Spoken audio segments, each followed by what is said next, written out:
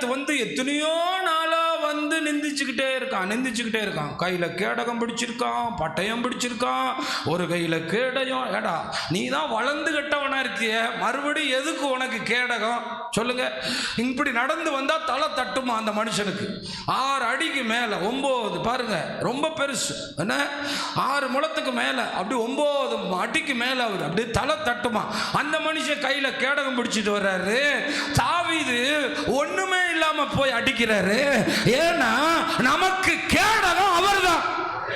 புரியுதா உங்களுக்கு? கேடகம் பிடிச்சவனையும் கோலியாத்தையும் பட்டயம் பிடிச்சிருக்க கோலியாத்தையும் நீங்க பயப்பட வேண்டாம். கையை நல்லா உயர்த்தி, நீரே என் கேடகம், நீரே என் பட்டயம், நீரே என் கேடகம். 1 சாமுவேல் 17ஆம் அதிகாரம் 45ஆம் வசனத்துல அதை தான் சொல்லிட்டு போவார் தாவீது. சவுல் சொல்லுவாரு, எப்பா பார்த்தா பயமா இருக்குப்பா, நீ யாரு பிள்ளைன்னு தெரியலையப்பா, ரொம்ப அழகா வேற இருக்கப்பா, நீ உன்னை ஏதாவது நசுக்கி போட்டுருவான்ப்பா. என்ன போட்டுருவான்? உன்னை நசுக்கி போட்டுருவான்ப்பா. அவன் பிறப்புல இருந்தே சண்டை போடுறவன்ப்பா. நீ என்னப்பா இப்படி சொல்ற? போட்டுக்கப்பா, என் ட்ரெஸ்ஸையாவது போட்டுக்கப்பா, கையில ஏதாவது வச்சுக்கப்பா, பயமா இருக்குப்பா, உயிரோட வருவியான்னு. ஆனா அவர் சொல்றாரு, பெலிஸ்தனை நோக்கி நீ பட்டயத்தோட, ஈட்டியோட, கேடகத்தோட என்னிடத்துல வர்ற, நானும் நீ நிந்தித்த இஸ்ரவேலின் இராணுவங்களின் தேவனாகிய சேனைகளுடைய கர்த்தரின் நாமத்தில் உன்னிடத்தில் வருகிறேன்.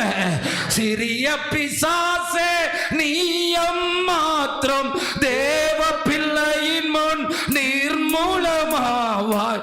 சிறிய பிசாசே நீ மாத்திரம் தேவ பிள்ளையின் முன் மாட்டீங்களா? இயேசுவை கொண்டு வென்றிடுவேனே. இயேசுவை கொண்டு சொல்லுங்க பார்க்கலாம். இயேசுவை கொண்டு வென்றிடுவேனே. கிருபை உண்டாவதாக, தேவ கிருபை உண்டாவதாக. அல்லேலூயா. கிருபை உண்டாவதாக, தேவ கிருபை உண்டாவதாக. அல்ல பரக்கிரமும் அல்ல ஆவியினாலாகு, தேவ ஆவியினாலாகு. அல்லேலூயா. இப்ப சொல்லுங்க, வியாதிங்கிற பிசாசே இயேசுவை கொண்டு நான் உன்கிட்ட வர்றேன். பிரச்சனைங்கிற பிசாசே இயேசுவை கொண்டு நான் வர்றேன். சொல்லுங்கப்பா, யாரை கொண்டு வர்றேன்? மாத்திரையை கொண்டு வரல. அல்லேலூயா. மருந்தை கொண்டு வரல. யாரை கொண்டு வர்றேன்? டாக்டர் படிக்கிற தம்பிங்களா, ஒரு டாக்டர் இருக்காரு, master degree doctor Joseph Aldrin சொல்றாரு, நான் வேணா அந்த பிரசங்க லிங்க் உங்களுக்கு போட்டு விடுறேன். வியாதி வந்த உடனே டாக்டர்கிட்ட ஓடாத, தேவன்கிட்ட ஓடிட்டு அவர்கிட்ட சுகத்தை கேட்டுட்டு அப்புறம் டாக்டர்கிட்ட போனா உங்க வாழ்க்கையில தலைமுறைக்கு சொல்லுவீங்க, தேவன் எனக்கு கேடகம், தேவன் எனக்கு சகாயம் செஞ்சார். இல்லைன்னா சொல்லுவீங்க, அந்த சின்ன கடையில் ஒரு டாக்டர் இருக்காரு, போனீங்கன்னா ஸ்கேன் பண்ணுவாருன்னு. நமக்கு சகாயம் செய்யும் கேடகம் அவரே. அல்லேலூயா. இல்லை அவரே. சொல்லுங்க சொல்லுங்க, அவரே. ஆமென். அல்லேலூயா. இதை முதல்ல புரிஞ்சுக்கிறேன். இங்கே போய் முதல்ல அங்கே போனால் ஆண்டவர் வரமாட்டார். முதல்ல கத்தி எடுத்து ஆண்டவர் வரமாட்டார். முதல்ல அங்கே போகணும். எனக்கு ரொம்ப ஆச்சரியமாக இருந்துச்சு. இதை டாக்டர் பேசுறதுனால நல்லா இருக்கு. என்ன, யார் பேசுகிறா? இதை டாக்டர் தான் பேசணும்னு டாக்டரை பாஸ்டர் ஆக்கியிருக்கார். எப்படி பார், அவர் ரொம்ப விசுவாசத்தை பேசுகிறார். எதை பேசுகிறாரு? விசுவாசத்தை பேசுகிறார். துதிக்கலைன்னா கொல்லணும்னு அவர் தான் போன வாரம் சொன்னார். புதன்கிழமை நம்ம சபையில் சட்டை போடணும் அப்படின்னு சொன்னார். துதிக்கலைன்னா என்ன செய்யணுமா? அவர் சொன்ன பிரசங்கத்தை கேட்டுட்டு தான் நான் ஆசாவை பார்த்தேன். பார்த்தீங்களா? நீங்கள் சொல்லுவீங்க, இந்த பாஸ்டரை கொல்லணும்டா, இவன் என்ன துதிக்கலைன்னா கொல்லணுங்கிறான். என்ன, சாப்பாட்டை எடுத்து வச்சு ஸ்தோத்திரம் பண்ணுங்க. ஏன் தெரியுமா? இந்தியாவிலேயே 40% பேர் ஒரு வேளை தான் சாப்பிட்றாங்களா? நமக்கு சகாயம் செய்யும் கேடகம் ஒரு. வட இந்தியா போங்க, கொஞ்சம் பார்த்துட்டு வாங்க. வட இந்தியா போய் பாருங்க. நான் இன்னும் போகல. ஒரு பாஸ்டர் என்னை கூப்பிட்டுக்கிட்டே தான் இருக்கார். ஆனால் சொல்கிறேன், நமக்கு சகாயம் செய்யும் கேடகம். போகணும் போல, போனால் தான் வாயில் ஸ்தோத்திரமே வரும். என்ன போனால் தான் என்ன வரும்? சொன்னார், ஒன்றே ஒன்று சொன்னார், ஒரு குச்சி தான் இருக்கு, அவன் துதிக்கிற மாதிரி யாருமே துதிக்க முடியல. மைக்கே இல்லையா, அது பாட்டுக்கு அற்புதம் நடக்குதான், பேய் ஓடுதான். இங்கே நம்ம மைக்கு ஏசி அது இதுவும் உட்காந்து நல்லா தூங்குறோம். அந்த இதில் அந்த சலூன் கடையில் உட்காந்த மாதிரி அப்படி போடுறா. பாஸ்ட் முடிச்சாரா? சிரிக்கிறீங்கல்ல. 2 வாரத்துக்கு முன்னாடி பென்னி ஜோசுவா அவர் 2 சபை திறந்து வச்சார்ல நான் வட இந்தியாவில், பாருங்கள் அந்த ஆராதனை என்ன கைத்தட்டு சொன்னார். நாங்கள் தமிழ்நாட்டு மக்கள்லாம் தலை குடியணும், மைக்கும் காணோம், ஒன்றும் காணோம், கேமராவும் இல்லை, ஸ்டாண்டும் இல்லை, பிள்ளைங்க துதிக்கிறேன். நம்ம மறந்துட்டோம்ல, நம்ம வேலை பார்த்து சம்பாதிக்கிறோன்னு சொல்ல ஆரம்பிச்சிட்டோம்ல, டாக்டர் தான் சோமாக்குறாருன்னு பேச ஆரம்பிச்சிட்டோம்ல. நமக்கு சகாயம் செய்யும் கேடகம் வருதான். தாவீது ஒரு மாத்திரையும் தனக்கு எடுத்துக்கல, ஒரு பாதுகாப்பையும் எடுத்துக்கல, ஒரு ட்ரெஸ்ஸும் போட்டுக்கல. ஏன் தெரியுமா? தாவீது 100% நம்பினா அவர் சகாயம் செய்ய கேடகா. தாவீது சொன்னார், ஒரு நோக்கம் இல்லாமல் நான் இந்த ஆராதனைக்கு வரல, ஒரு நோக்கம் இல்லாமல் நான் வரல. ஆமாம், அவனுக்கு ஒருவேளை யோசிப்பு சரித்திரம் தெரிஞ்சிருக்கலாம். எங்கள் அப்பா என்ன அனுப்பியிருக்காருல்ல, இன்னைக்கு ஒரு நோக்கம் இருக்கு.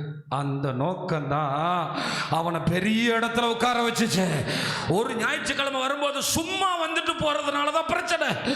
நான் வர்றதுக்கு ஒரு நோக்கம் இருக்கு, அதை கர்த்தர் நிறைவேற்றுறாரு. ஒரு பால்கோவாவும் ஒரு வீட்டு செனது கொஞ்சம் ஸ்நாக்ஸும் கொண்டு போனவனால சிங்காசனத்தில் உட்கார்ற அளவுக்கு பிரயோஜனப்படுத்திக்கிற முடியுமானா, ஞாயிற்றுக்கிழமை ஆண்டவர் ஆராதிக்க வர்றவனால தேசத்தையே வசப்படுத்த முடியும். ஆனால் என்ன புரியலைன்னா, எனக்கு யார் கேடகம்னு புரியல. அதனால தான் சொந்த மகன் துரத்தின போது சங்கீதம் 3:3 அவர் என்ன சொன்னார் தெரியுமா? என்ன சொன்னாருன்னா, என் மகன் இப்படி அடிச்சிட்டான், என் மகன் இப்படி மிதிச்சிட்டான், என் மகன் இப்படி துரத்திட்டான் அப்படி சொல்லலை. சங்கீதம் 3:3 சொல்கிறாரு, நீர் எனக்கு கேடகமோ. அப்படியே நீங்களும் சொல்லுங்கள், நான் முடிச்சிடுறேன், கவலைப்படாதீங்க. இன்ட்ரோடக்ஷன்லேயே நான் முடிச்சிடுறேன். சொல்லுங்கள், நீர் என்னை சூழ்ந்துள்ள கேடகமோ. எல்லாம் சத்தமாக பேசணும். அப்படி பேசும்போதே ஓரக்கண்ணில் மணி பார்க்குறாங்க. அப்போ என்ன சொல்கிறாங்க சொல்லுங்கள்? 8 மணிக்கு 8 மணிக்கு உங்களை வர சொன்னா 10 மணிக்கு முன்னே முடிக்க சொல்லுவேன். நீங்கள் எல்லோரும் உண்மையாக 8 மணிக்குள்ளே இங்கே வந்து உட்காந்து பாருங்கள், ஒரு நொடி கூட நான் எடுக்க மாட்டேன். 5 நிமிஷம் முன்னாடியே அனுப்புகிறேன். ஏன்னா நீங்கள் எல்லோரும் வரும்போது தேவன் அதுக்கு முன்னே பிரசன்னமாகி இருப்பார். நீங்கள் துதிப்பீங்க. இந்த கண்ணை மூடுற அம்மாக்களுக்கெல்லாம் பக்கத்தில் ஒரு வாட்ச்மேன் போடணும். யார் போடணும்னா, இந்த விஜய் நடந்து வரும்போது பின்னாடி ஒரு 4 பேர் வர்றாங்கல்ல, அது மாதிரி ஒவ்வொரு ஓரத்துலையும் ஒவ்வொரு ஆளை போட்டு வைக்கணும். தூங்குற ஆளெல்லாம் தூக்கிட்டு வாங்கப்பா. தூங்குற ஆளெல்லாம் கண்ணை தருங்க.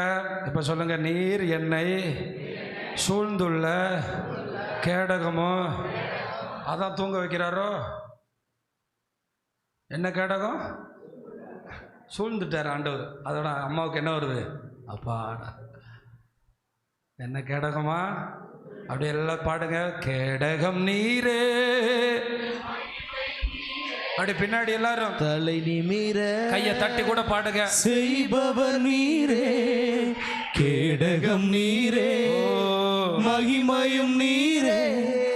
தலை நிமிர செய்பவர் நீரே, தலை நிமிர செய்பவர் நீரே, தலை நிமிர செய்பவர் நீரே. தகப்பனே தந்தையே, தலை நிமிர செய்பவர் நீரே. அல்லேலூயா. தகப்பனே தந்தையே, தலை நிமிர செய்பவர் நீரே. அதனால தாங்க உண்மையிலே நமக்கு ஒரு சின்ன பிரச்சனை வரும்போது அதை ரொம்ப பெருசா பேசுறோம். இவன் கோலியாத்தை பார்த்து அவங்க அண்ணன் இன்னொரு அண்ணன் எல்லாரும் நடுங்கிறாங்க. சவுல் நடுங்கிறாங்க, சேனாதிபதி நடுங்கிறாங்க, யோனத்தான் நடுங்கிறாங்க. ஆனா இவன் மட்டும்தான் நம்புறான், அவர் நமக்கு கேடகமா இருக்கிறாரு. அவர் இராணுவங்களின் தேவன், அவர் சேனைகளின் கர்த்தர், அவர் சாதாரணமானவர் அல்ல. இன்னைக்கெல்லாம் தமிழ்நாட்டில் முன்னாள் முதலமைச்சர், அதுக்கு முன்னாள் முதலமைச்சர், இன்னாள் முதலமைச்சர், வரப்போகிற முதலமைச்சர், இவங்களுக்கு பின்னாடியே 1000 சேனை வருமானா, நம்மை உண்டாக்கின தேவன் எத்தனை சேனைகளை உடையவராயிருக்கிறார், எத்தனை வல்லமை பொருந்தியவராயிருக்கிறார். அவர் நமக்கு சகாயம் செய்யும் கேடகம்.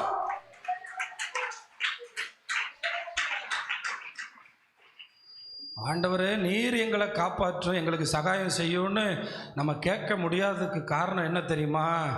நம்ம பேங்க்கு சகாயம் செய்யும், அவர் சகாயம் செய்வார். இப்போவே சொல்லுங்கள், என் பிள்ளையினுடைய படிப்பு செலவுக்கு சகாயம் செய்கிறது நீங்கள் சொல்லும்போது சேர்த்து வச்ச காசெல்லாம் பேங்க்ல இருக்கும், கர்த்தர் ஃப்ரீ சீட்டு தருவார். நிறைய பேர் அப்படியெல்லாம் கொண்டு வந்து கொடுத்துட்டாங்களா, பிள்ளைக்கு படிக்க சேர்த்து வச்சேன், ஐஐடியில் சீட்டு கிடச்சிருச்சு, இது ஆண்டவருக்கு உண்டாகட்டும்.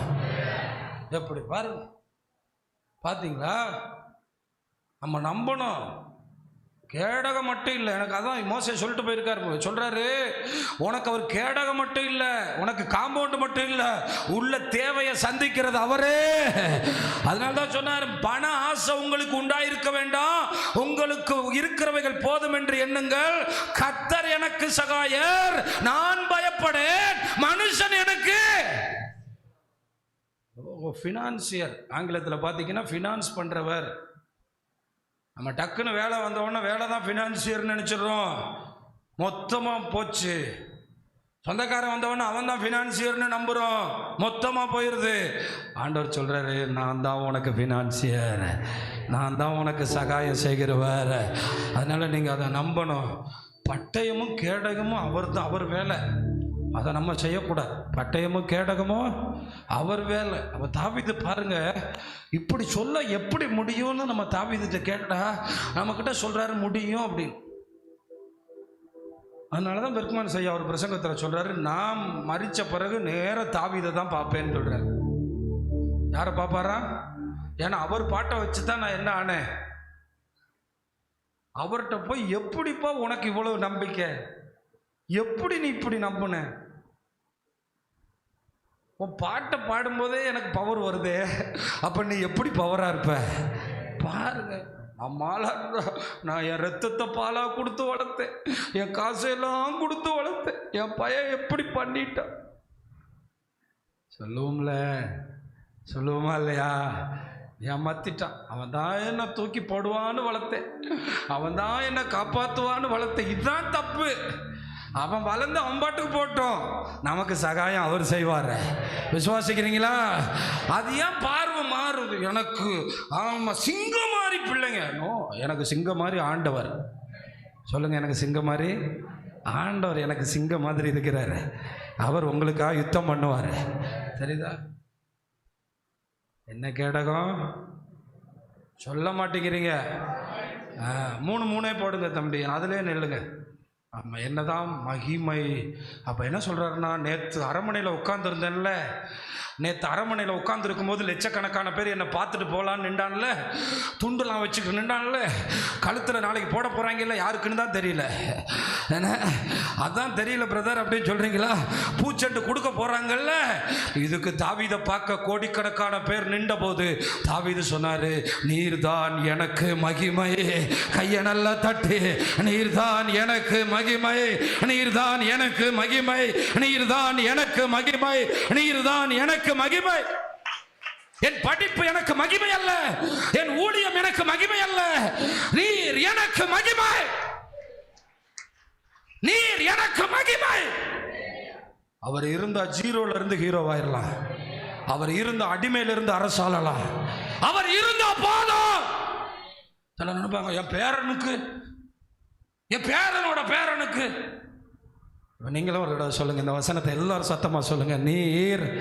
நீங்க பேசாத போதே தெரியுது நீங்க சரியில்லை.